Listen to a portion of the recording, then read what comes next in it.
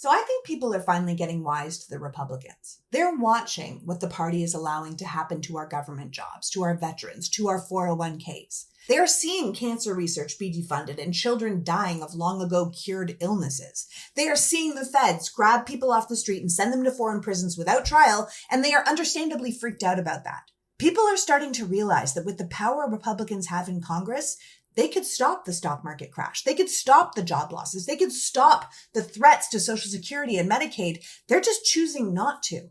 And I think that's an eye-opener for people. Now, I'm not here to talk sunshine and rainbows about the Democrats because they're out of power, and aside from a couple congressional stand-ups, that party has yet to rise to the occasion. What I'm here to talk to you about is an independent, a real independent, a man who hadn't considered politics and wasn't into politics, but felt compelled to run for the Senate in 2024 because he couldn't just sit by and watch corporate greed mow down his fellow working people anymore. I started talking about Dan Osborne last year when he was running against the complete corporate shill Deb Fischer. And while Deb still won and is in the Senate doing exactly what we said she'd do, taking cash donations from big businesses at the life and expense of the American people, another Senate seat is open in Nebraska in 2026, and Dan has decided to run again. Now, if you don't know Dan, he is a Navy and National Guard veteran and an industrial mechanic. He's a salt-of-the-earth guy who ran for Senate by pointing out that less than 2% of our representatives come from a working-class background, which is why that group continues to be forgotten. Dan got himself neck and neck with his Republican opponent without taking any corporate money or aligning himself with any political party because he wanted to answer only to the people. Yeah, he lost. But his race was considered the most surprising of the 24 cycle, with the best ever performance for an independent in Nebraska history.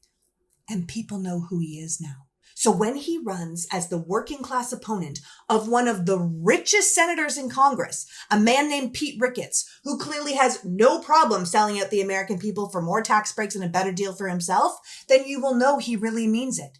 I said this last cycle and I'm saying it again.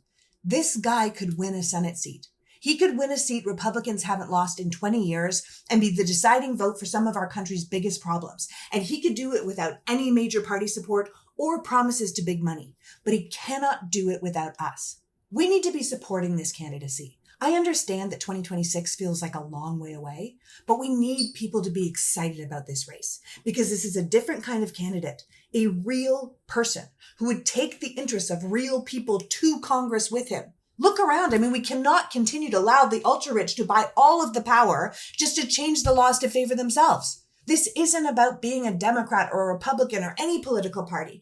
This is about being an American and wanting American citizens to actually be represented by American government.